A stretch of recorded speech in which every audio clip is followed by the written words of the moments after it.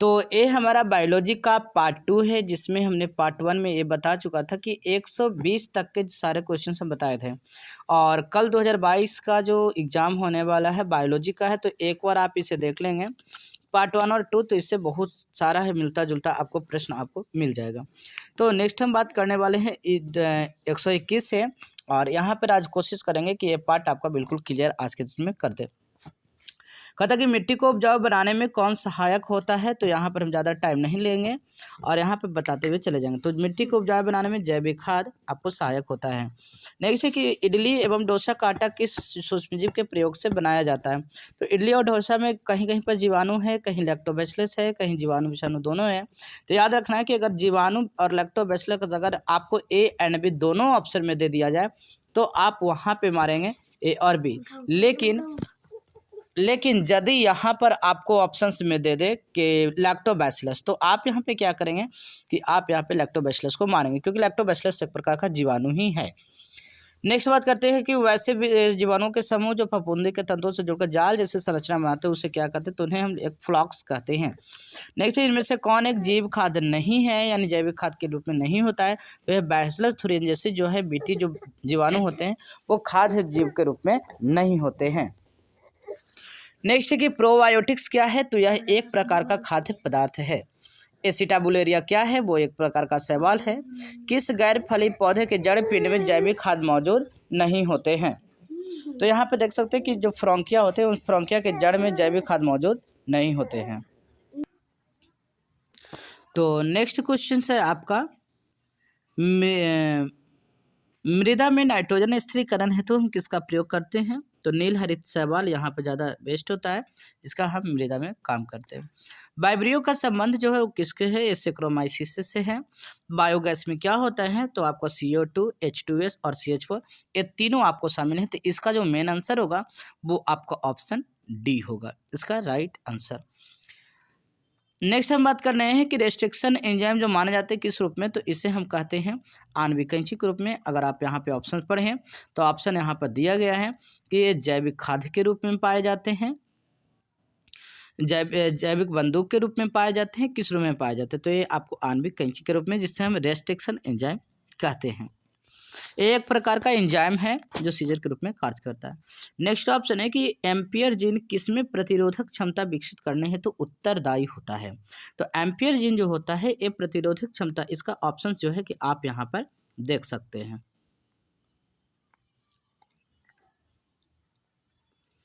तो इसका ऑप्शन यहाँ पर आप देख सकते हैं कि ये है आपका कि एम्पियर जीन जो होता है वो आपका रोगाणुओं में कि कीटों में या फिर आपका प्रतिजैविक में या सूखा के विरुद्ध। तो आप यहाँ पर याद रखेंगे इनका ऑप्शन जो है आपका आंसर जो है वो होता है प्रतिजैविक, तो आप प्रतिजैविक इसका याद रखेंगे। टीआई प्लाज्मिन इनमें से किस में पाया जाता है, तो एग्रोबैक्टीरियम ट्यूनिफेसियंस में जो है कि आपका टीआई प्लाज्मिन जो डीएनए होता है वो पाया जाता है। इको आर्बन जो होता है इसका मेन जो स्रोत होता है, मुख्य एंजाइम का जो स्रोत होता है वो होता है इस्चेरिशिया कोलाई बैक्टीरिया, जिसको हम शॉर्ट में इकोलाई भी कहते हैं।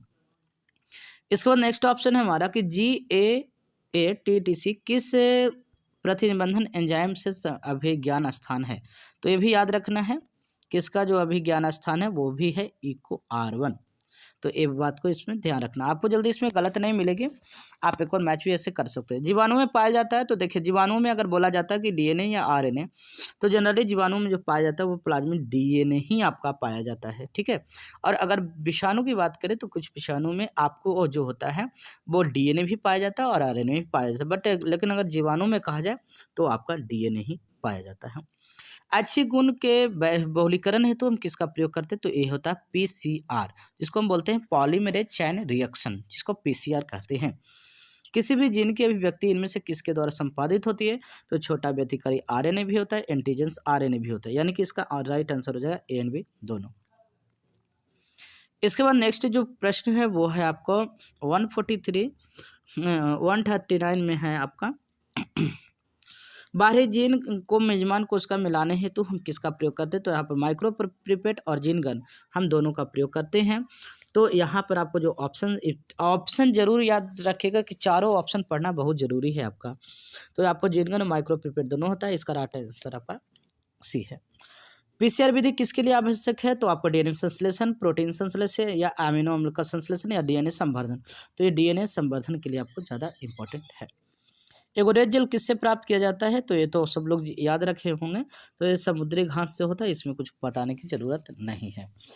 पीसीआर से जो जांच की जाती है वो किसका की जाती है? तो जनरली याद रखना है वायरस, यानी कि विषाणुओं की जांच। अगर विषाणु के स्थान पर कोई नाम ही दे दिया रहे कि जैसे एचआईवी वायरस है, इन्फ्लुएंजा है या फिर कोई और चीज़ है, तो याद रखना कि पीसीआर से जो जांच की जाती है वो वायरस की जाती है, कैंसर का नहीं किया जाता है, जीवाणुओं का नहीं किया जाता है या मलेरिया का नहीं किया जाता।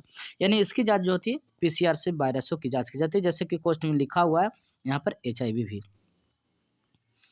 नेक्स्ट है आपका जीवाणु की कोशिका भित्ति को तोड़कर उसके डीएनए एवं अन्य बृहद जैव अणुओं को मुक्त करने हेतु तो इनमें से कौन सा एंजाइम प्रयुक्त होता है? तो याद रखना लाइसोजाइम, जो कि क्या करता है कि कोशिका भित्ति को ये गला देता है। बाकी सेलुलोज काइटिन प्रोटीन एज है, वो आपका गलत आंसर दिया गया है। इसके बाद नेक्स्ट जो बात करते हैं वो है 144 का आणविक तकनीक जिसमें किसी भी इच्छित जीन की अनेकों प्रति इनविट्रो संश्लेषित की जाती है क्या कहलाती है? तो याद रखना है कि ऑप्शन ए है एलाइजा, ऑप्शन बी है पीसीआर, इसके बाद ऑप्शन सी है जेल इलेक्ट्रोफोरेसिस और चौथा है फ्लोसाइमेट्री। तो इसका राइट आंसर आपको याद रखना होगा, ये भी है आपका पीसीआर ही। इसके बाद नेक्स्ट ऑप्शन है आपका, आ जाते हैं 145 से। कहता है कि प्रतिबंधन एंडोन्यूक्लियस डीएनए के एक विशिष्ट शाखा अनुक्रम को पहचानते हैं, जिसे हम क्या कहते हैं? तो पैलिंड्रोमिक न्यूक्लियोटाइड अणु, वीएनटीआर, मिनी सैटेलाइट या इनमें से सभी। तो इसको बोला जाता है पैलिंड्रोमिक न्यूक्लियोटाइड। जैव रिएक्टर अनुकूलतम परिस्थिति में किसका निर्माण करता है? तो उत्पादक का भी निर्माण करता है, जिनगन का भी करता है, माध्यम का भी करता है। इसीलिए इसका राइट आंसर जो है इनमें से सभी आपका ऑप्शन डी माना जाएगा। नेक्स्ट है आपका कि क्राई लैब जो है किसे नियंत्रित करता है? तो ये क्या करता है कि कपास के कीटों कॉर्न के छेद में जो होता है कि जीवाणु रहते हैं, लेकिन वहाँ पे जो कपास होते हैं, कपास के अंदर जो कीट होते हैं, क्राई लैब उसे ही नियंत्रित करता है, जो कपास के अंदर जो कीट होते हैं उनको। और कपास के अंदर रहने वाले जो कीट होते हैं उसको हम कहते हैं बीटी, यानी कि बैसिलस थुरिनजेसिस। क्राइजिन बॉल कृमि को गोल्डन राइस में विटामिन जो होता है कौन सा स्थानांतरित किया गया था? Vitamin A. क्राइजिन बॉल कृमि से किस फसल को बचाता है? तो एक कपास को बचाता है। इनमें से कौन सा नेमेटोडा तंबाकू की जड़ों को संक्रमित करता है? तो मेलाइडोजिन इकॉग्निटा। फ्लेवर सेवर इनमें से क्या है? तो ये एक प्रकार का परजीवी टमाटर है, यानी कि पीड़कनाशी चूजों के प्रति कीटनाशी प्रोटीन ये सब नहीं है, आपका परजीवी एक प्रकार का फ्लेवर सेवर टमाटर ही है। और भी हो सकते हैं, लेकिन ऑप्शंस के अनुसार आपका परजीवी टमाटर है। अगर आपको किसी भी प्रश्न में किसी भी प्रकार का कोई भी समस्या लगे, आप हमें कमेंट सेक्शन में ज़रूर पूछ सकते हैं, हम सारी चीज़ों को वहाँ पे डिस्कस करेंगे। और इसके रिगार्डिंग जो है कि आपको टेलीग्राम पर क्यूज भी चलता है, तो आप टेलीग्राम लिंक से आप ज्वाइन करके आप हर तरह से क्यूज हमेशा के लिए खेलते रह सकते हैं। तो क्यूज के लिए आपको सबसे पहले व्हाट्सएप ज्वाइनिंग होता है और वहाँ से भी आप ज्वाइनिंग करके आप न्यूज ले सकते हैं। नेक्स्ट है कि ट्रांसजेनिक मूसों का प्रयोग किसके लिए करते हैं? तो यानी कि वैक्सीन की जो सुरक्षात्मक जांच हेतु, उर्वरकता की प्रभाव हेतु या प्रतिजैविक खुराक हेतु या इनमें से सभी। तो इसका जो राइट आंसर होगा वो होगा आपको ए। याद रखना है वैक्सीन की सुरक्षात्मक जांच हेतु हम लोग जो यूज करते हैं वो यूज करते हैं ट्रांसजेनिक चूहों का प्रयोग के लिए। तो जितने भी वैक्सीन बनाए जाते हैं वो किसी न किसी जीवों पर रिसर्च किए जाते हैं। नेक्स्ट है बैसिलस थुरिनजेसिस द्वारा स्रावित आविष प्रोटीन इनमें से क्या होता है? ट्यूबुलिन, इंसुलिन, क्राई प्रोटीन या इनमें से सभी। तो यह है आपका क्राई प्रोटीन। नेक्स्ट है सर्वप्रथम निर्मित परजीवी गाय का नाम जो है क्या है? डेजी है, मेजी है, डॉली है, रोजी है। तो ये आपका रोजी है, जो कि आपको प्रथम परजीवी गाय का नाम था। इसके बाद नेक्स्ट ऑप्शन जो नेक्स्ट है आपका 154 में कि आरएनआई का प्रयोग रोगाणुओं को नियंत्रित करने हेतु हम किस प्रयोग में किया जाता है? तंबाकू, आम, आलू या पॉपी। तो आरएनआई का जो प्रयोग होता है वो तंबाकू को नियंत्रित करने के लिए किया जाता है। निम्न में से कौन कीटभक्षी पौधा है? ड्रोसेरा है, नेफेंथिस है। ऐसे तो ये दोनों ही है, बट ऑप्शन आगे क्या कह रहा है वो भी हमको देखना जरूरी है, इसलिए ऑप्शन को जरूर देखना है दोस्तों, बिना ऑप्शन को देखे हुए आंसर नहीं देना है। तो देखिए यहाँ पर आपको ऑप्शन दिया गया है सी में ए एंड बी दोनों, और डी में जो है आपका वो है हाइड्रिला। तो इसका जो राइट आंसर हो जाएगा वो आपको हो जाएगा सी, ए एंड बी दोनों। इनमें से कौन सा पौधा जलोद्भिद है? सिंघाड़ा है, नागफनी है, शीशम है, एकेसिया है।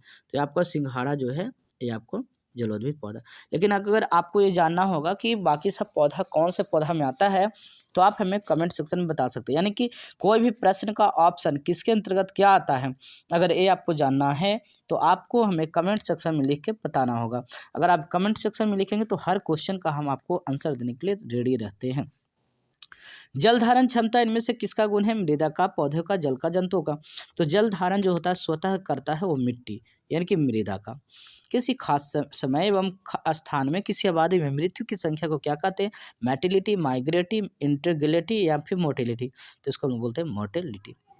पाथों में एम्फीबियन जो होता है किससे संबंधित है? शैवाल से, ब्रायोफाइट से, कवक से या टेरिडोफाइट से। तो होता है ब्रायोफाइट से। ब्रायोफाइट क्या होते हैं दोस्तों?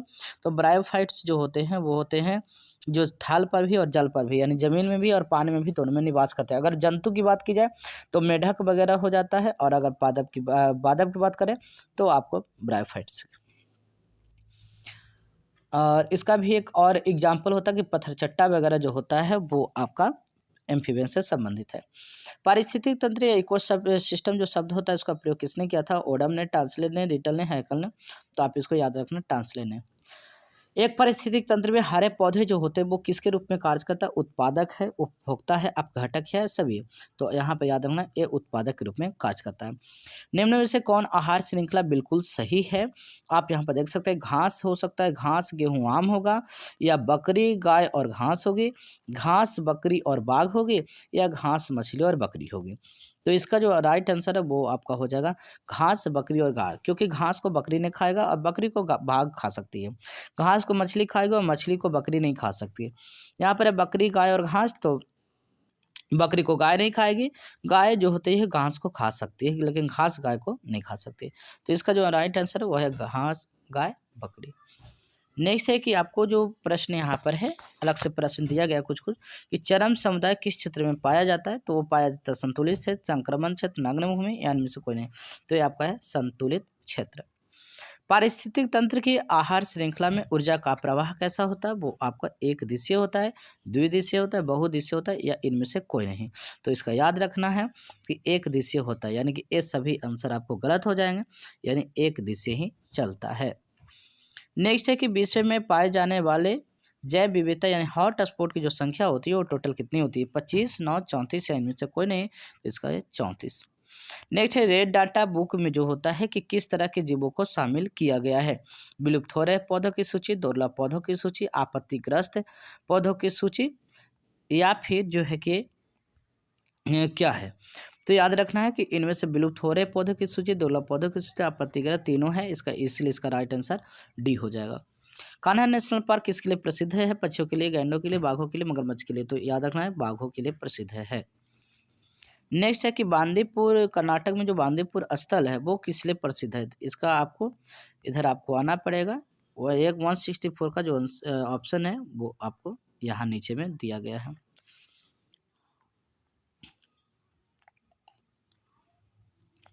तो टाइगर प्रोजेक्ट, हिरन प्रोजेक्ट, या मोर प्रोजेक्ट, या हाथी प्रोजेक्ट। जो बांदीपुर जो स्थल है वो आपका होता है टाइगर प्रोजेक्ट के लिए।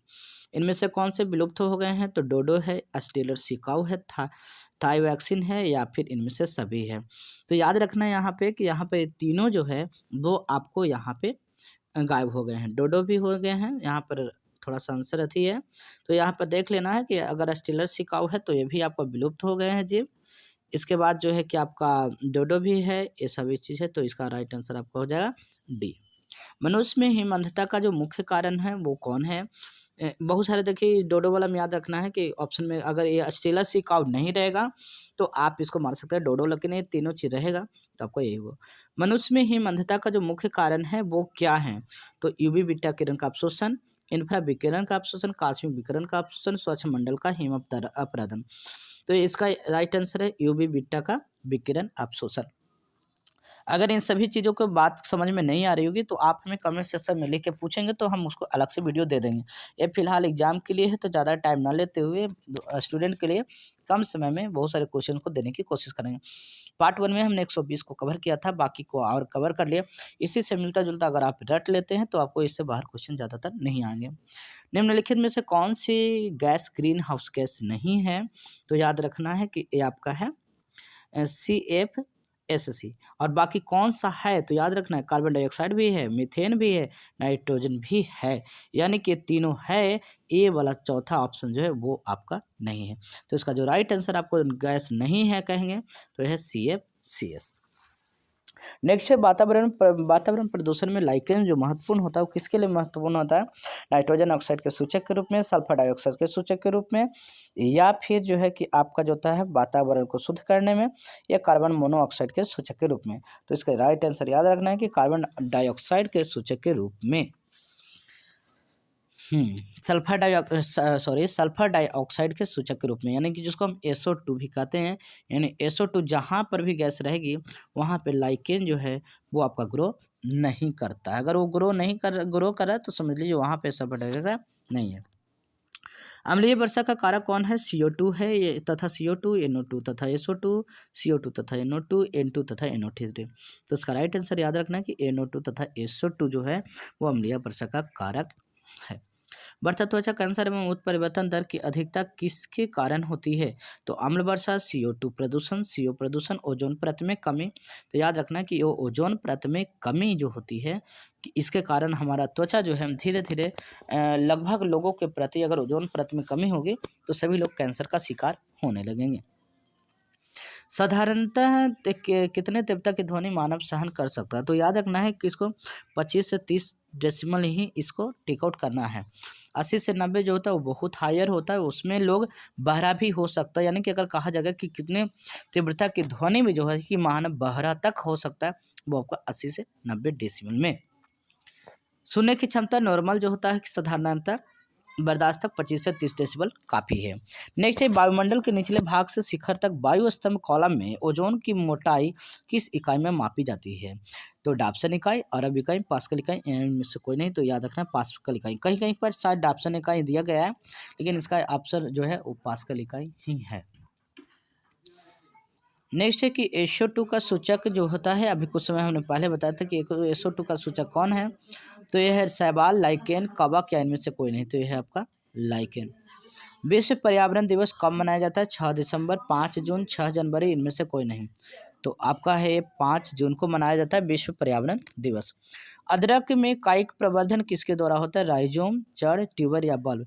तो ये आपका होता है राइजोम के द्वारा प्रवर्धन होता है, प्रवर्धन यानी कि जनन होता है।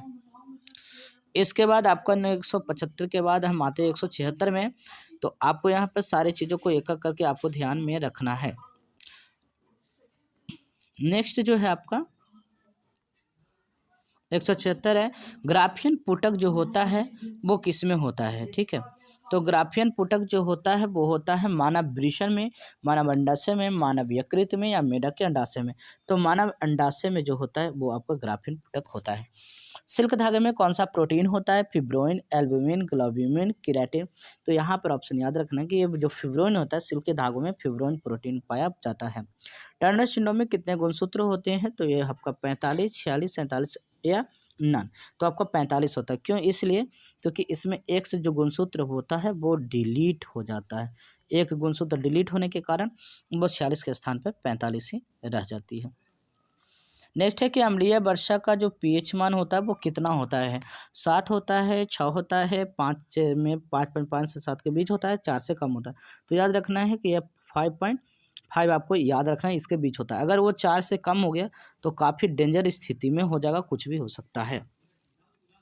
नेक्स्ट है कि ZW/ZZ जो तरह का लिंग निर्धारण किस में देखा गया है? घोंघों में, तिलचट्टा में, मोर में, या मनुष्य में। तो याद रखना कि पक्षियों में देखा गया है, मोर में। इस ZZ/ZW तरह का लिंग निर्धारण। जीवाश्म में सामान्यतः किसमें पाया जाता है? खंडित जीन, ट्रांसपोसोजन, जंपिंग जीन, या ए और बी दोनों। तो आप यहाँ पर ये भी याद रखना जंपिंग जीन।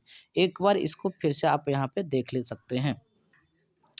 नेक्स्ट है आपका अनुवांशिक कोड का अपभ्रंश सूचित किसको करता है? संपूर्ण कोडोन, एक कोडोन के तीसरे सदस्य को, एक कोडोन के प्रथम सदस्य को, एक कोडोन के दूसरे सदस्य को।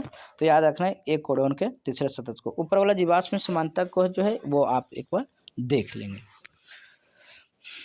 इसके बाद नेक्स्ट जो है ऑप्शन वो है अनुवांशिक कोड शब्दकोश में अभी सभी आवश्यक 20 एमिनो अम्लों हेतु कितने कोडोन प्रयोग किए जाते हैं? 61, 3, 20 या 64?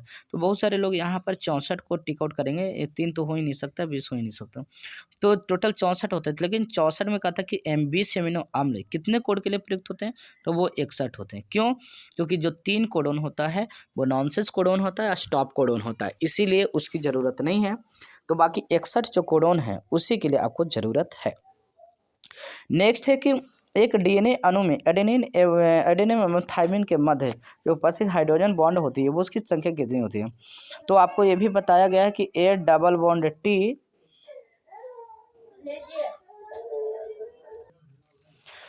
तो यहाँ पर आप देख सकते हैं कि यहाँ पर ए बराबर टी और सी ट्रिपल बॉन्ड जी होता है, यानी कि यहाँ पर एडेनिन और थाइमिन के बीच जो है डबल जो है ये आपका हाइड्रोजन बॉन्ड पाया जाता है। तो इसको याद रखना है कि डीएनए में एडेनिन और थाइमिन के बीच 2 हाइड्रोजन बॉन्ड और साइटोसिन तथा गुआनिन के बीच 3 हाइड्रोजन बॉन्ड होते हैं। तो इसका राइट आंसर 2 होगा।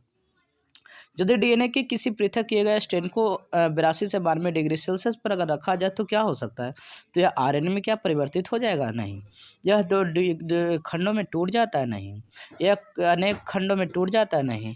डीएनए का कुंडल अलग होकर हेलिक्स में बदल जाता है? हाँ, तो यह हो सकता है, क्योंकि डीएनए का जो कुंडलन होता है वो आपको इस प्रकार से जो होता है, इस प्रकार से जो डीएनए का कुंडलन होता है, तो ये डबल जो कुंडलन है वो आपका अलग हो जाता है। तो इसको चीज़ को याद रखना है। इसके बाद हम नेक्स्ट बात करने वाले हैं आपको कि दिए गए कोडोन में से कौन यूजीसी के समान कोडना को सोच करता है? तो याद रखना है यू, जी और सी है। तो यू जो होता है एडेनिन किसके साथ बॉन्ड बनाता है? तो ए के साथ। जी किसके साथ बनाता है? तो याद रखना सी के साथ। और सी किसके साथ बनाता है? तो जी के साथ। तो यानी कि ए सी जी कहीं पर होगा तो जो आपका कोड करता है।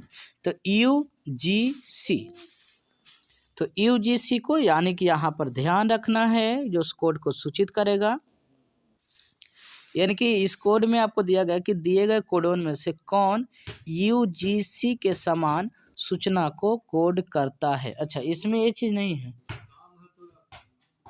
आ रहा है।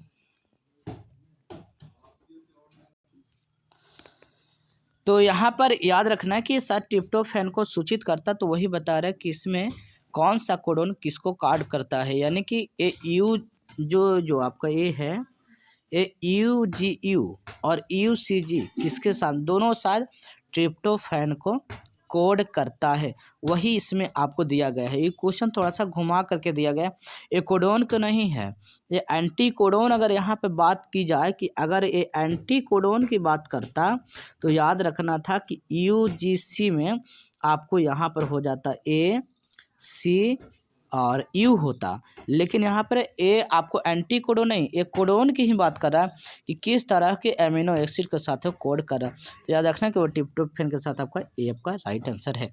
जो 64 कोड होता है उसको आप देख ले सकते हैं। इसके बाद नेक्स्ट ऑप्शन जो आपका है 186 के बाद आपका जो है वो यहाँ से 187। नेक्स्ट आपको बात कर रहा है कि डीएनए बहुगुणन यह भी कहलाता है, क्या कहलाता है? तो प्रतिलिपिकरण आपका कहलाता है। जेड डीएनए का व्यास कितना होता है यहाँ पे? तो याद रखना जेड डीएनए का व्यास होता है आपका 18 एंगस्ट्रॉन। बट यहाँ पर आप देख सकते हैं कि यहाँ पर 23 एम्पियर जो दिया गया वो ए डीएनए के लिए है, 20 एंगस्ट्रॉन जो दिया गया वो बी डीएनए के लिए, और 30 एम्पियर ऐसे ही दिया गया। ए का मतलब होता है आपको एंगस्ट्रॉन, ए जीरो आपका हो गया एंगस्ट्रॉन। तो यानी कि याद रखना है कि जेड डीएनए के लिए 18 एंगस्ट्रॉन, अगर वो ए डीएनए की बात करें तो 23 एंगस्ट्रॉन, अगर वो बी डीएनए की बात करें तो 20 एंगस्ट्रॉन के बराबर होता है। इसके बाद है नेक्स्ट जो आपका है वह डीएनए के जो है बीटा रूप में हेलिक्स का एक चक्र कितना होता है? तो ये होता है 34 नैनोमीटर का, और इसीलिए ये दो कोडोन के बीच की जो दूरी होती है वो होता है 3.4 नैनोमीटर। नेक्स्ट है कौन मुख्यतः अनुलेखित करता है? यहाँ पर कुछ छुट्टी हुई है, केवल आरएनए को मध्य पुनरावृत्ति डीएनए क्रम को या उच्च पुनरावृत्त डीएनए अनुक्रम को। मुख्यतः अनुलेखित होता है उच्च पुनरावृत्त डीएनए अनुक्रम को। डीएनए अणु के प्रति समानांतर रज्जु का अर्थ क्या होता है? एक रज्जुक दक्षिणावर्त घूर्णन करता है, एक रज्जुक वामावर्त घूर्णन करता है। दोनों डीएनए रज्जुकों के प्रारंभ में फॉस्फेट समूह विपरीत स्थिति में होता है या दोनों रज्जुकों के प्रारंभ में फॉस्फेट समूह समान स्थिति में होते हैं। तो इसका राइट आंसर है यहाँ पर रज्जुकों के बीच फॉस्फेट समूह आपका होता है। इसके लिए इन सबको क्वेश्चन जो लॉन्ग होते हैं उसको थोड़ा ध्यान से आपको पढ़ना पड़ेगा, तभी आपको ज़्यादातर समझ में आएगी। जो दिक्कत होगी आपको आप हमें कमेंट सेक्शन में बताएंगे, तो उसका हम आपको एक वीडियो शॉर्ट में बना करके आपको अच्छी तरह से बताकर भेज देंगे। नेक्स्ट कहता है कि प्रोटीन संश्लेषण के समय बिंदु जो होता है, बिंदु पर क्रिया आधी हो जाती है। 3 कोडोन के पहचाने, यहाँ पर कीटोन हो गया, यहाँ पर होना चाहिए कोडोन, यानी कि यहाँ 3 कोडोन के समूह को पहचानिए जिसमें से कोई इस क्रिया के आधा कर देता है, आधी कर देता है। ठीक है, यानी प्रोटीन संश्लेषण के समय बिंदु पर क्रिया आधी हो जाती है। तो ऐसा जो होता है स्टॉप कोडोन में होता है, और ये स्टॉप कोडोन का नाम है UAG, UGA और UAA। नेक्स्ट है मानव पूर्वजों में मस्तिष्क का आकार 100 cc से ज़्यादा किसका होता था? तो होता था होमिनिएंडर का, होमो इरेक्टस का, रामापिथेकस, होमो हबिलिस। तो होता होमिनिएंडर। अनुकूली विकिरण का अर्थ क्या होता है? भौगोलिक पृथक्करण के कारण होने वाली अनुकूलता, या इसका और भी आंसर देखना पड़ेगा। एक समान पूर्वज से विभिन्न स्पीशीज का विकास, किसी स्पीशीज के सदस्यों का विभिन्न भौगोलिक क्षेत्रों में प्रभाव, किसी एक व्यष्टि की विभिन्न पर्यावरण के लिए अनुकूलतम क्षमता। तो इसका आपको यहाँ पर जो नेक्स्ट ऑप्शन जो आंसर इसका होगा, अनुकूली विकिरण का जो अर्थ होगा वो होता है एक समान पूर्वज के स्पीशीज विकास। नेक्स्ट है निम्न में से इनमें किनमें उच्चतम कपाल क्षमता पाई जाती है? जावा मानव, पैकिंग मानव, हैंडी मानव, आधुनिक मानव। तो ये हो गया आपका पैकिंग मानव। जाति की जैविक अवधारणा मुख्यतः आधारित होती है किसके कारण? तो जनिक विकलन केवल आकार के लक्षणों पर, केवल प्रजनन की विधि पर, आकार के एवं प्रजनन की विधियों पर। तो ये आपको प्रजनन की विधियों पर, अगर प्रजनन नहीं होगी तो लोगों में आपका जो है अलग अलग परिवर्तन नहीं होंगे। उत्परिवर्तन अधिक प्रदर्शित होता है जब वह उपस्थित होता है। क्या उपस्थित होता है? प्रभावी अवस्था, प्रभावी अवस्था या अप्रभावी अवस्था, समष्टि में नियत अवस्था, इनमें से कोई नहीं। तो हो गया आपका प्रभावी अवस्था। स्टेनली मिलर के प्रयोग में मिथेन, अमोनिया तथा हाइड्रोजन का अनुपात कितना था? 3:1:2, 2:2:1, 2:1:2, 5:4:1। तो इसका राइट आंसर आपका होगा 2:1:2। ठीक है, इसके बाद आधुनिक मानव का नवीनतम एवं सीधा प्रवर्तित पूर्वज कौन है? तो क्रोमैग्नॉन मानव, प्रिएंडर मानव, निएंडरस्थल मानव, इनमें से कोई नहीं। तो क्रोमैग्नॉन मानव जो होते हैं वो आपको आधुनिक मानव के नवीनतम यानी कि नज़दीकी के पूर्वज कहलाते हैं। डार्विन की जो फिंच होती है वो क्या दर्शाते हैं? गैलापेगोस द्वीप के डार्विनी द्वारा एकत्रित किए गए पक्षियों का अधिवास में, गैलापेगोस द्वीप पर उपस्थित पक्षियों का एक प्रकार का चोंच, या फिर गैलापेगोस द्वीप के डार्विन द्वारा एकत्रित किए गए प्रवासी पक्षी, गैलापेगोस द्वीप के डार्विन द्वारा एकत्रित किए गए सरीसृप जीवाश्म। तो इसका याद रखना है, गैलापेगोस द्वीप पर उपस्थित पक्षियों का एक प्रकार का जो चोंच होती है उसमें थोड़ा सा विभिन्नता देखने को मिला था। देखिए इनमें से अगर आपको कहीं पे यहाँ पर थोड़ी सी वीडियो बनाने में डिस्टर्बेंस होती है, तो अगर मानते हैं आपको कहीं पर भी किसी भी प्रकार का अगर आपको ऐसा लगता हो कि हाँ सर एक क्वेश्चन गलत है, तो हो सकता है, इसमें कोई बड़ी चीज़ नहीं है, लेकिन आपको 1 या 2 ही मिल सकता है कि आपको कहीं पे गलत नज़र आएगी। तो आप इसके लिए आप कमेंट में पूछ सकते हैं, इसके लिए साफ आपको नंबर दिया गया है। हेलो प्रिय स्टूडेंट, यदि आपको किसी भी प्रश्न में कोई भी त्रुटि मिले तो आप इस नंबर पे आप हमें मैसेज कर सकते हैं और अपनी समस्या का समाधान पा सकते हैं। ठीक है, इसके साथ साथ कि अगर आप इस चैनल के द्वारा ज्वाइन करते हैं तो आपको यहाँ पर DCA DTP टैली का ज्ञान मिल सकता है, लेकिन ज़्यादातर आपको कमेंट सेक्शन पे ही मिलता है। इंग्लिश हिंदी टाइपिंग हो या फिर ऑनलाइन जिसको एग्ज़ाम देना हो, वो सारे लोग इससे ज्वाइन कर सकते हैं। तो आज के लिए बस इतना ही, और जो भी लोग एग्ज़ाम देने जा रहे हैं बेफिक्र होकर के जाए और एक बार इसे अवश्य पढ़ लें, या इससे रिलेटेड जो भी तैयारी हमने करवाई है उसको आप पढ़ करके जाएँ। बिल्कुल आप बोल्डली होकर बस क्वेश्चन को आप अच्छे से पढ़ के जाएँ, कहीं पर कोई दिक्कत नहीं हुए। तो आज के लिए बस इतना ही। जय हिंद।